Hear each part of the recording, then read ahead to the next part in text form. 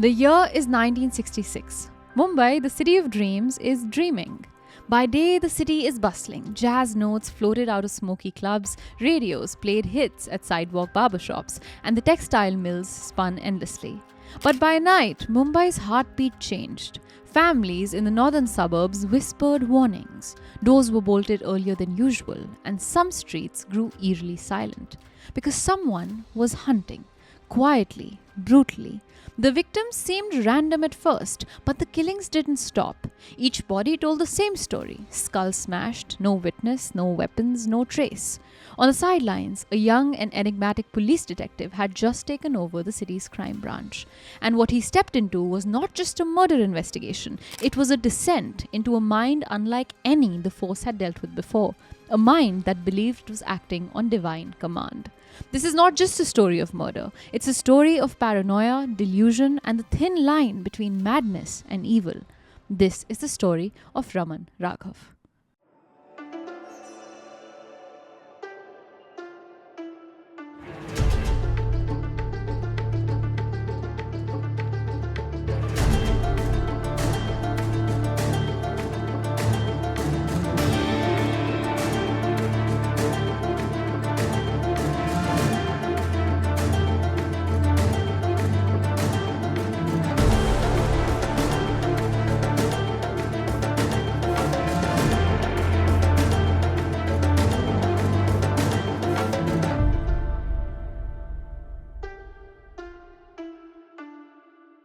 Hi everyone, welcome to the Desi Crime Podcast, a show where we dive deep into some of the craziest cases from around South Asia. I'm your host Ashwarya. And I'm Aryan.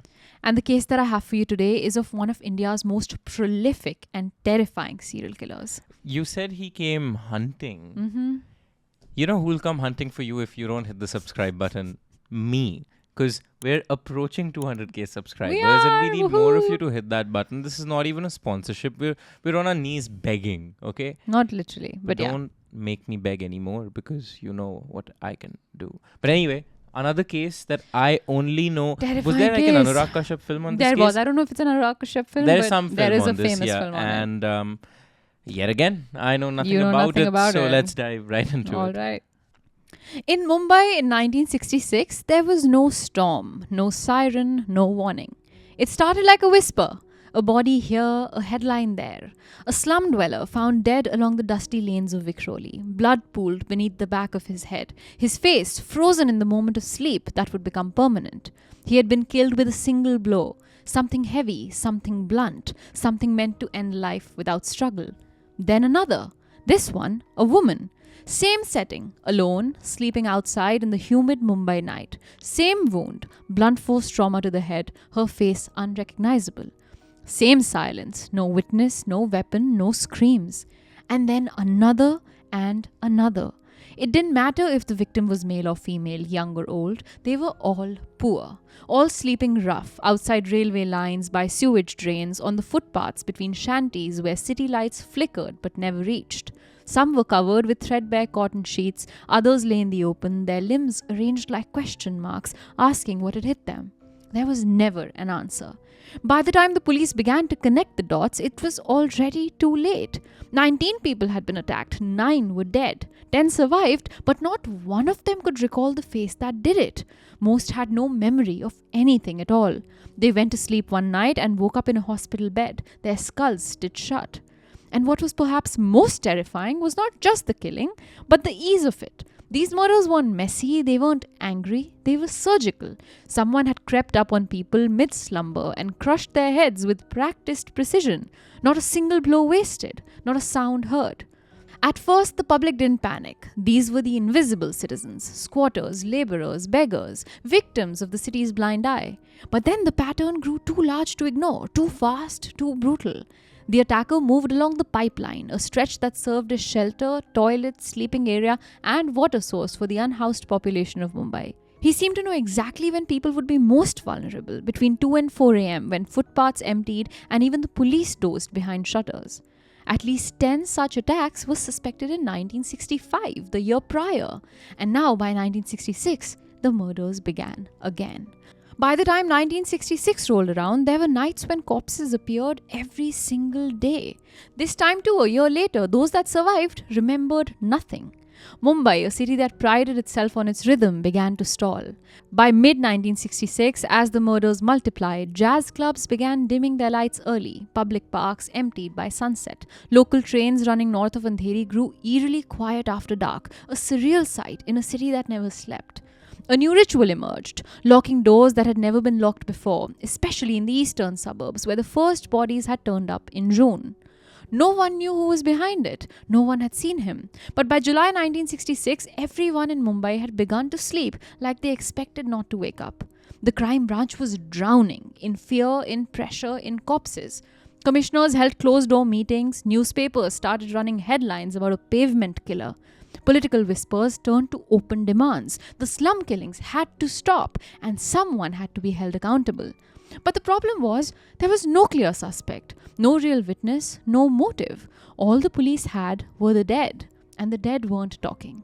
So the crime branch started watching. Slum clearings were stalked out by plainclothes constables, patrol rotations through the night.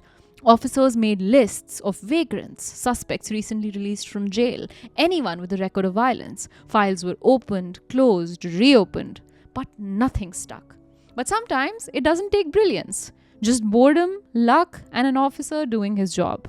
It was a humid July afternoon in the eastern suburbs of Mumbai when a cop spotted a thin, nervy man hanging around the pipeline settlements near Vikhroli. He wasn't doing anything illegal, but he was off. The kind of off that makes a cop's instincts buzz. He was picked up by the inspector and taken in. No resistance. At the station, he gave his name, Raman Raghav. But the man behind the desk wasn't new to this. Detective Inspector Vinayak Rao Vakadkar, head of the homicide squad, looked at the man quietly and pulled up the fingerprint file. What he found in there made his jaw tighten. This wasn't the first time they'd arrested this man, not the second, not the third.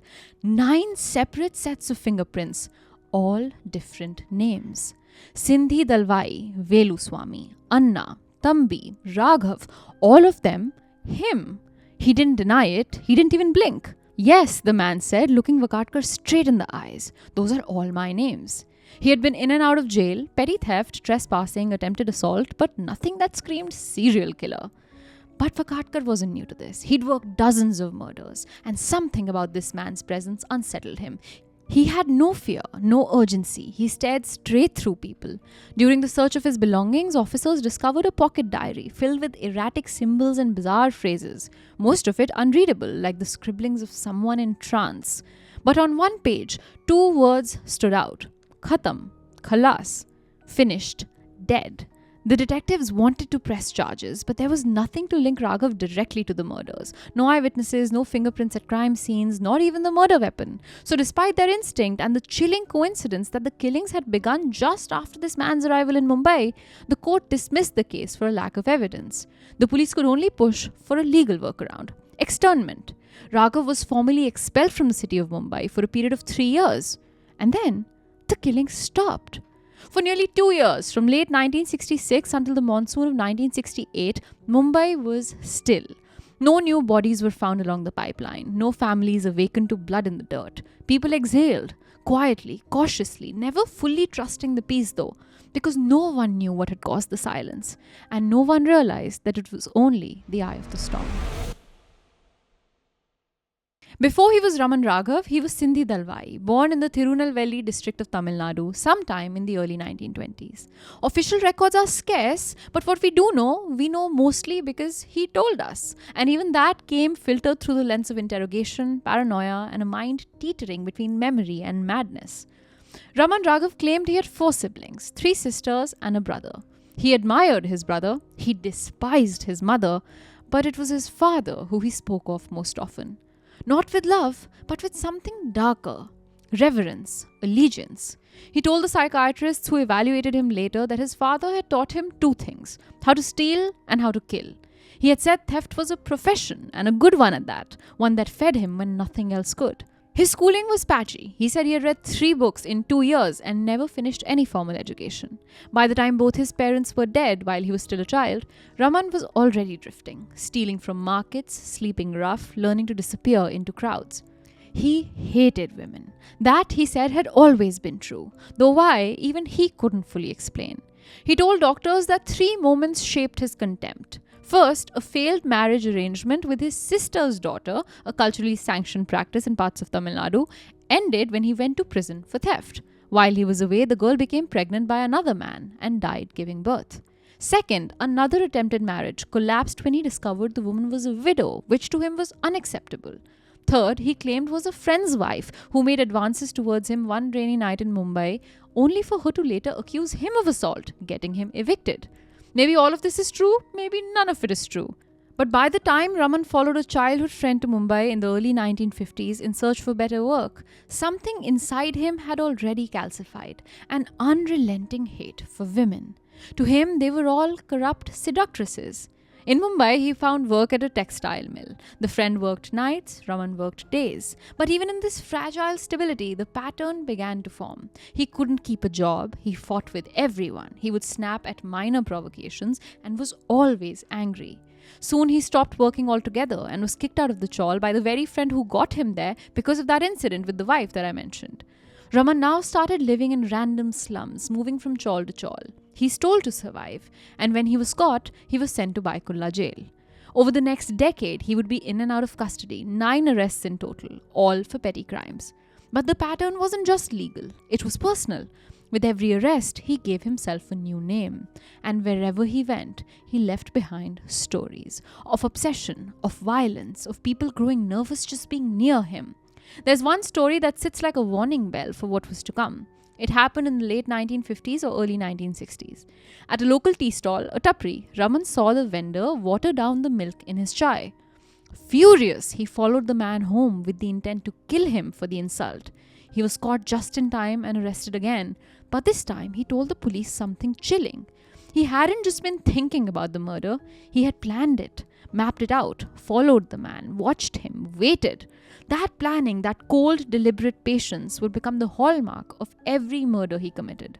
By 1966, when the Mumbai police first encountered him during the pavement killings investigation, Raghav was already a familiar figure in their files. But not like this. They knew him as a thief, not a predator, a petty criminal, not a city-wide threat. So when they found no evidence linking him to the 9 dead and 10 injured victims, all they could do was issue an externment. They pushed him out of Mumbai and hoped that the quiet would hold. But Raman Raghav wasn't done. He was just regrouping.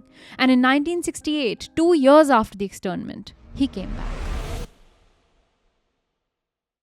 By July 1968, Mumbai was slipping back into the familiar grip of fear. 2 years had passed since the pavement killings had stopped, and the city, which had learned to exhale in the interim, now found itself holding its breath once again. One body appeared, then another, then 3. The western suburbs were now the epicenter. Goregaon, Malad, Dahisar, Kandivali, Jogeshwari, Borivali. The same markers returned. Skulls crushed, faces unrecognizable, no signs of a struggle, and no one who had hurt a thing. The blows were precise, always to the skull, always sudden, always final. The victims were almost always asleep. Most were pavement dwellers, huntman families, day labourers, people whose poverty made them visible to no one until death made them unforgettable. By August, Mumbai was unravelling. Newspapers speculated that the old killer had returned. Some in the police agreed. But lacking any confirmation, the void filled with something even more potent than fact. Myth.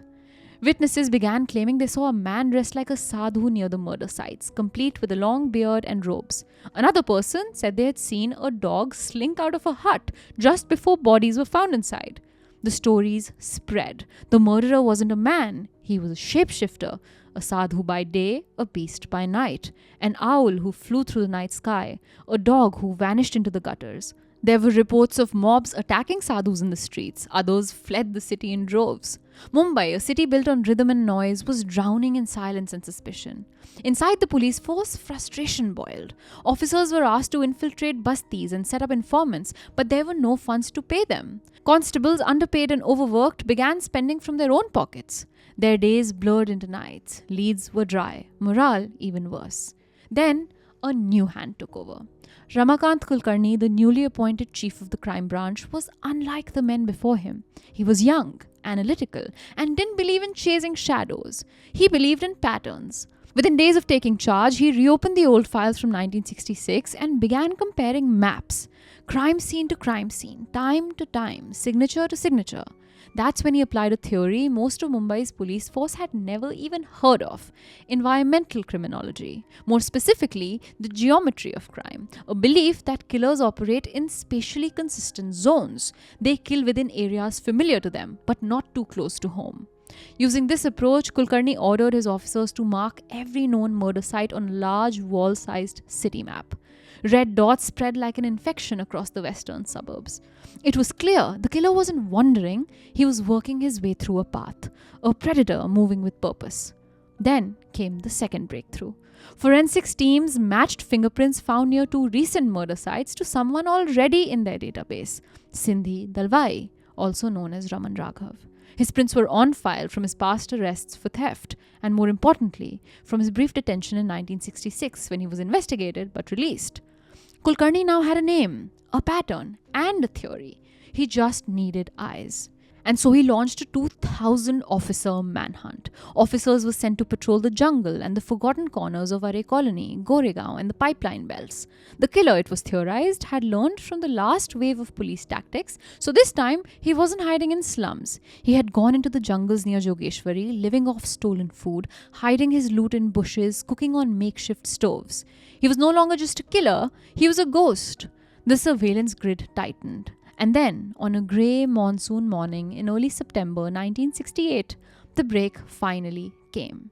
A double murder of two daily wage labourers, which took place inside a cattle shed near Chincholi in Malad, had a witness.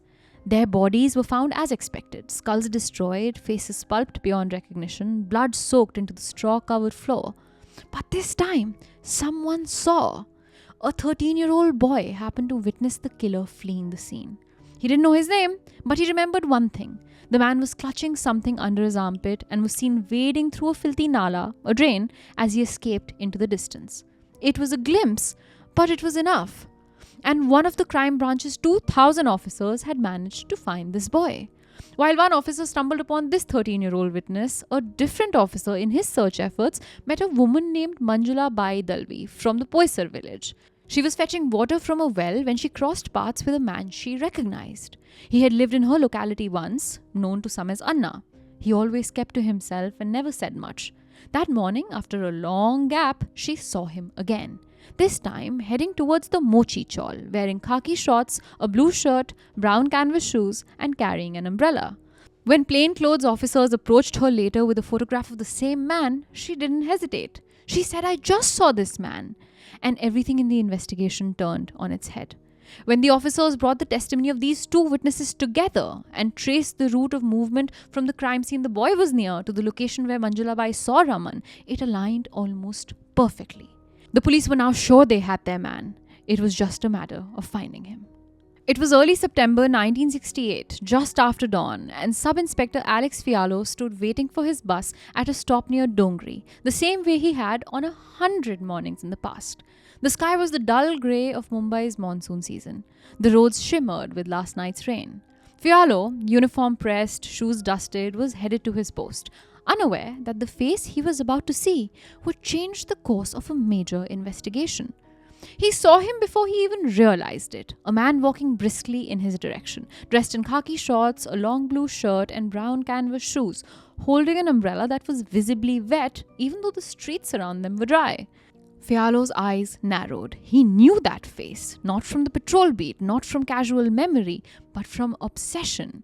Fialo had been carrying a passport-sized photograph of Raman Raghav in his pocket for years. He had studied it, memorized the sharp angles of the man's jaw, the flat glare in his eye.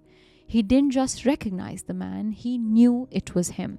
But this wasn't the time to act. Fialo didn't want to scare him off. He let the man pass, just long enough to double creep in. Then he took out the photograph and compared it. The jawline, the walk, the dead defiant stare. It was him! Fialo turned around. Calmly, quickly, he began to follow. The man, Raman Raghav, was headed towards Sardar Vallabhbhai Patel Road, a busy junction where he could vanish into the crowd in seconds. Fialo couldn't let that happen. He caught up, tapped him on the back, and said only, quote, "Please come with me. I have some work for you. Raghav didn't resist. He didn't flinch. He simply nodded, said, okay, and walked alongside the officer. Inside the police jeep, which Fialo had summoned discreetly, the man sat calmly. He answered questions with flat denials, said his name was Sindhi Dalwai, a beggar from Malad, said he had committed a few petty thefts in the neighborhood. When presented with the photo Fialo had carried all these years, he took a pair of spectacles from his pocket, put them on, studied the image for a second and said, Saab, this man looks like me, but he's not me. The spectacles, as police would later learn, belonged to a school principal who had been murdered just days earlier. Raghav was taken to the Dongri police station where Fialo ordered the doors locked, extra officers brought in and communication lines secured. He didn't want the news leaking. He knew what would happen if the public found out. A lynching wasn't just possible, it was likely. Despite precautions, a crowd began to gather outside the station. Somehow, word had spread. People screamed for blood. Reporters elbowed through the crowd for a glimpse. Everyone knew who was inside. Everyone knew the city's ghost had a face again. Fialo called the crime branch immediately. Commissioner Modak and Inspector Vakadkar arrived within minutes, and Raman Raghav was formally handed over. The arrest had taken 5 minutes, but it was 2 years in the making. And for his quiet, meticulous capture, Alex Fialo was awarded 1,000 rupees, a small fortune even in 1968. But the city exhaled. The hunt was over. Or so they thought. They had him, but they didn't have a word from him.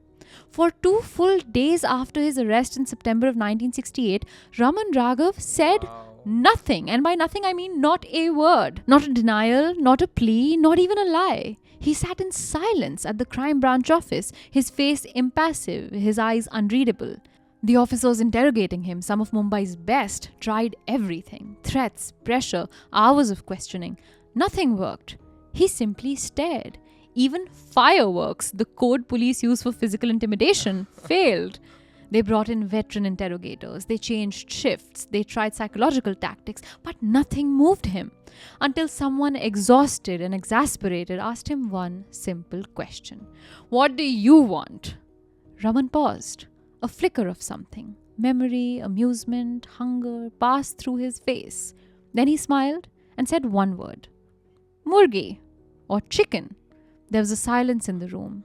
The officers exchanged glances. This was either madness or a breakthrough. Crime Branch Chief Ramakant Kulkarni didn't hesitate. He sent a junior officer out immediately. Half an hour later, a plate of steaming chicken biryani arrived, and Raman devoured it. Minutes later, he asked for more. A second plate arrived. He inhaled it again. And then something changed. His posture loosened. His eyes focused. He leaned back, as if a knot had untied inside him. When asked if he wanted anything else, he said, perfumed hair oil, a comb, a mirror. It was surreal. The police had caught a man believed to have murdered over 40 people, and he was requesting toiletries like he was checking into a hotel. Still, they gave him what he asked for. Raman sat on a wooden stool, poured coconut oil into his palms, inhaled deeply, rubbed it into his scalp, and then combed his hair carefully. He stared into the mirror, at himself, admiring his face, his body.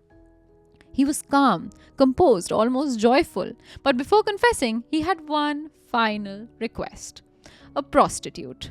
He chuckled when the police refused. It was a game and he knew it. Then he looked at the officers and said, okay, what do you want to know? He was ready to confess, and that's what the police were looking for. But for the confession, Raman wanted a jeep to drive the cops around, almost to give them a tour of his crimes. The police, unnerved but resolute, got him into a jeep and drove out. It was a strange caravan, a police jeep, 2 witnesses as required by law, an armed escort, and one man, calm and alert, sitting in the back like a guide on a city tour. Except the city was Mumbai, and the 2 stops were all the murder sites. They drove out to Jogeshwari along the rain-slicked roads of Mumbai's western suburbs. Raghav sat upright, watching the lanes as they passed, giving directions as if tracing from muscle memory. Then, just as the bend near Are Colony, he asked the jeep to stop. The officers watched as he stepped out and approached a gap in a barbed wire fence. Without hesitation, he crawled through, not cautiously but confidently, like a man walking into his own backyard. He led them to a bushy field, knelt on the ground, and reached deep into a thicket. When his hand emerged, he was holding an object. An iron fulcrum jimmy, a motorcycle cranking handle, bent at one end, tapered at the other. The bloodstains were still visible. He looked at the officers, cradling it like a relic. "This is my friend," he said. Then he demonstrated how he held it. He gripped the long end, raised the bent head, and mimed the killing motion, a downward arc, fast, focused, mechanical. Quote, "I always hit on the head. If I hit once, no one gets up again." End quote. He wasn't exaggerating. Next, he pulled out a cloth bundle hidden in the same bush. Inside it, a second iron jimmy, a torch, a towel, a screwdriver. He opened it slowly like it was a treasure, and to him it was.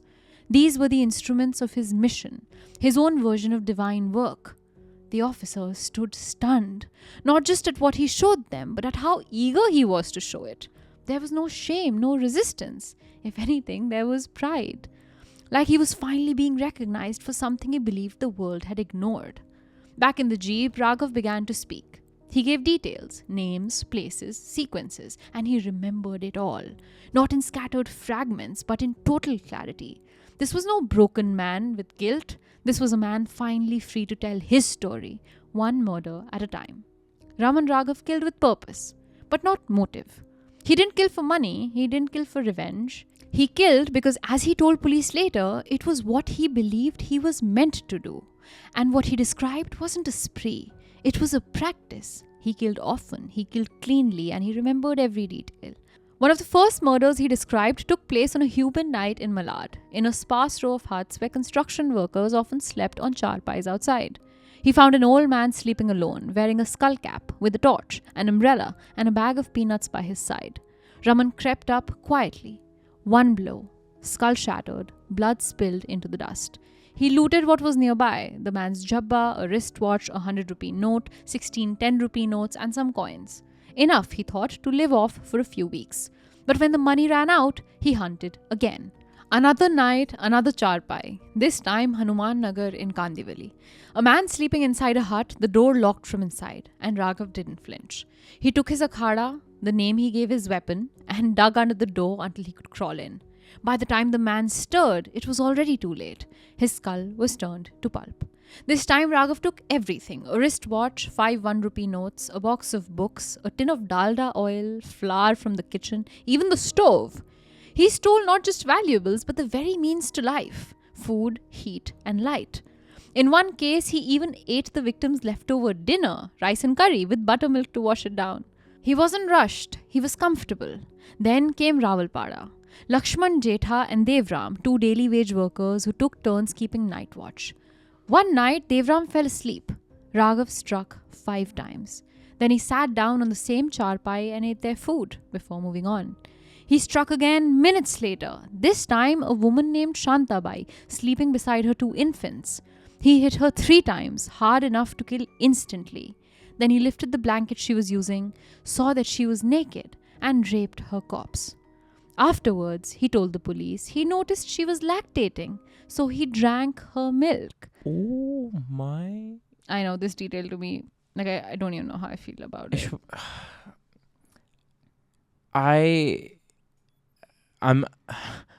Is this mad? This man is insane. He's and I'm insane. saying it in the most medical way I can. Right. That this is somebody who is afflicted with insanity. Yeah, and we'll get to that.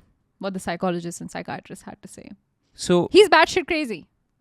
he's a necrophile. Yeah.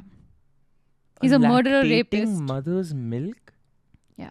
Who was dead? Yeah. Oh man, this guy's crazy. Yeah. The confessions continued. There were more stories, each one worse than the last. In one case, he admitted to raping another dead woman, aroused by the gold chain she was wearing. The chain, he later found out, wasn't even real. His crimes followed no singular timeline, no singular motive. But one thing united them all: control. Raghav saw himself not just as a killer, but as a hunter, a scavenger, a man doing what he believed the law of a higher world, Qanun as he called it, had told him to do. He didn't hide, he didn't run, he just killed and took what he needed to survive. By late September 1968, while these murders occurred, the trail of blood had reached its tipping point. Bodies were still turning up, scattered across Mumbai's peripheries, in cattle sheds, jungles, narrow alleys behind slum walls. But now there was the break. Not because of forensic brilliance, not because of sudden confession, but because of the 13-year-old boy. The murders of Lalchand Jagannath Yadav and Dular Jaggi Yadav, both daily wage labourers, took place inside a cattle shed near Chincholi in Malad. Their skulls were found, as expected, destroyed, faces beyond recognition, blood-soaked into the straw-covered floor. This was the murder the 13-year-old boy saw. The circle was closing, and Raman was stumbling, and the blood trail was almost complete. When asked why he killed this particular pair, two men who had done nothing, said nothing, slept with no valuables on them, he gave the same answer he always did. Because I was told to. By this point, he had begun to refer more openly to Qanun, not as law in the legal sense, but as a separate world, a higher realm, one that governed him and only him directly. He believed the orders came from another plane, not Mumbai, not Earth, from Shakti. He told psychiatrists that he believed his body was filled with divine energy, a power. He called it par, or a force. He claimed others were trying to change his sex, tempt him into homosexuality, or distract him from his higher calling. The killings, he said, were not random. They were a purge, a moral act instructed by a spiritual law that no one else could see. And now he was ready to end it. The confessions were done, the tour was over, and Raman Raghav, India's most psychotic serial killer, was ready to face trial. The trial began on June 2nd, 1969, in the courtroom of the Additional Sessions Judge in Mumbai. By then, the man in the dock wasn't just a suspect, he was a headline, a public horror, a case study. Raghav's lawyer didn't start by denying the crimes. Instead, he filed a motion declaring his client, quote, of unsound mind, both at the time of the murders and during the trial. The plea was clear. Raman Raghav didn't know what he was doing. He couldn't understand right from wrong, and therefore he could not be held responsible. And this argument had precedent. If a man could not comprehend his actions, then the law could not hold him fully accountable. The prosecution disagreed. So the court ordered a full psychiatric evaluation. Between June 28th and July 23rd, 1969, Raghav was examined by the police surgeon of Mumbai. The findings were definitive. According to the report, he was not psychotic. He was not mentally challenged. His memory was sound, his intelligence average, and he understood the charges against him. In short, he was fit to stand trial. But the theatre was far from over. Journalist Kushwant Singh attended the trial in person. He later described Raghav as aloof, cold, and arrogantly self-contained. He never stood when the judge entered. He pressed his trousers under his pillow to iron them each night. And he would only speak when he wanted to, never when prompted. There was one small, unnerving detail that Kushwant Singh noticed. No one made eye contact with him. Not the lawyers, not the police, not even the judge. Raghav's sense of superiority wasn't just evident, it was ritualized. He refused to accept cigarettes from the doctors examining him. He wouldn't speak if the doctor smoked. A man on duty, he said, should not be smoking. In court, he sat still. When asked questions, he often answered with silence. But when asked about his beliefs, he would speak at length, calmly, clearly, and always circling back to Shakti, the energy that flowed through him. He said there were two worlds, the real world and the world of Qanun, the cosmic law that he served. He believed he was a power, a force of balance. That people, specifically women, were trying to corrupt him, convert him, drag him into homosexuality, or change his sex through temptation. He believed homosexual intercourse would turn him into a woman, and people trying to tempt him needed to be purged. He constantly claimed to be 101% man. He repeated it often. His hatred of women and fear of emasculation merged into a theology of violence. He wasn't a criminal, he said. He was a servant of Shakti. And so the courtroom had to answer a question. Was he a murderer, or was he simply mad? The Additional Sessions Court of Mumbai didn't hesitate in answering that question. After reviewing the psychiatric evaluation and evidence of his crimes, the judge declared Raman Raghav guilty of murder. He was sentenced to death.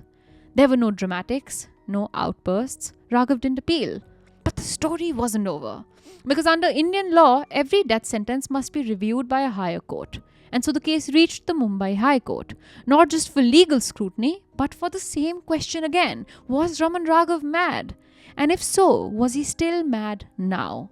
The High Court ordered a second psychiatric evaluation, this time by a special medical board consisting of 3 senior psychiatrists. They were tasked with 2 questions. Was Raghav suffering from a mental illness during the murders?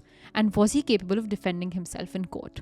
The team interviewed him 5 times, each session lasting roughly 2 hours. They conducted full medical tests, blood work, EEG scans, serological and cerebrospinal fluid tests for syphilis and neurological damage. Nothing significant came up, but the conversations revealed more than lab reports ever could. Raghav again spoke about the two worlds, this time in greater detail. Qanun, the world of law he had created in his own mind, and the wicked one in which he was forced to live. He described delusions of persecution, of being stalked by enemies, and of his own divine role as a Shakti-imbued power. He believed that temptations, especially sexual ones, were sent by a shadowy agent of a corrupt order, that his actions were not murder, but obedience. And when the psychiatrist attempted to shake hands with him after their final interview, he refused. Quote, "I am a representative of Qanun. I do not touch those of this wicked world." The final diagnosis was reached. Chronic paranoid schizophrenia. Fixed and systemized delusions of persecution and grandeur. Incurable. He wasn't fit for death. He wasn't even fit for a regular sentence. The High Court commuted his sentence to life imprisonment, citing his irreversible mental illness.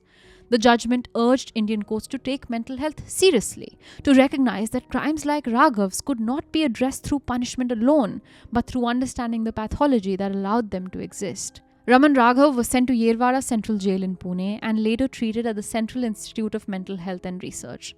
Even there, he was feared. Other prisoners, many of them hardened criminals, kept their distance. He was a legend, and no one wanted to share a cell with a man who killed without anger, without reason, and without remorse. In 1995, nearly 3 decades after his arrest, Raman Raghav died at Sassoon Hospital from kidney failure. He died not with a scream but with silence, and Mumbai finally slept easy again. Today he is gone, but Raman Raghav never really left Mumbai. Not from its police archives, not from its psychiatric textbooks, and certainly not from its streets. The ones where people still sleep with one eye open, under tarps and between pipes, unseen until something makes them visible. What he left behind wasn't just a trail of bodies. It was a mirror that asked, what do we do with men who kill because they believe a law of another world told them to? What happens when justice must choose between punishment and pathology? Raghav didn't kill out of poverty. He wasn't starving. He wasn't desperate. He had held jobs, had friends, had enough clarity to steal selectively, hide weapons, mislead investigators, and cover his tracks. He wasn't out of control. He was in it, tightly, deliberately. And yet in his mind, he was not a villain. He was the vessel, the representative of Qanun, a cosmic law above human courts, the bearer of Shakti, energy he believed flowed through him like purpose. The one who struck only when commanded, a man who killed to purge the world of what he thought was sin, sex, temptation, emasculation, chaos. He was, by all definitions, mentally ill, but he was also horrifyingly methodical. And that contradiction is what makes his case so enduring. In many ways, Raman Raghav was India's first modern serial killer, not just by body count, but by pattern, by profile, by the way he forced the Indian legal system for the first time to confront the intersection of criminality and mental illness with seriousness. And yet, perhaps the most chilling part of it all is this. Raman Raghav didn't need a crowd. He didn't need attention. He would have kept killing quietly in the shadows of a city too busy to look down. He could have been anyone. He could have been no one. But for a few short years, he was the face of Mumbai's fear. If you like what we do here at Desi Studios and absolutely love what we're wearing today, this is merch you can go buy all for yourself. You can buy this Desi Crime merch in our YouTube store on the link down below at Kadak Merch. Keep the engines at Desi Studios rolling so we can pay our videographer right behind the camera to make these amazing episodes just for you.